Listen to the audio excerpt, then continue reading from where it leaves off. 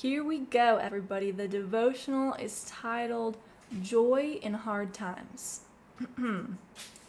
Nobody enjoys suffering. It's hard to find joy in the midst of trials or difficult seasons. It's much easier to feel sadness or misery. That's why Paul's encouragement in Romans chapter 5 may sound contradictory.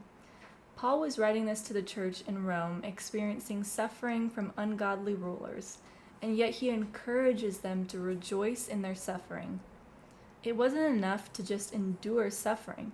He tells them to have joy.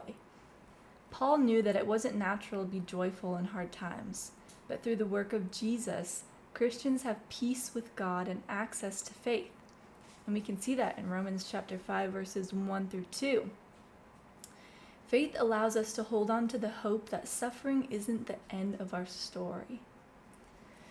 Because we know that God works within our difficult situations, we can have patience and perseverance for God to complete His work. Perseverance refines our character. As we wait on God, we become people who look more like Jesus, and our trust in God grows stronger. This increases hope within us.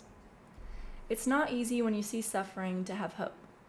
But as we trust in God, we are strengthened to continue to endure.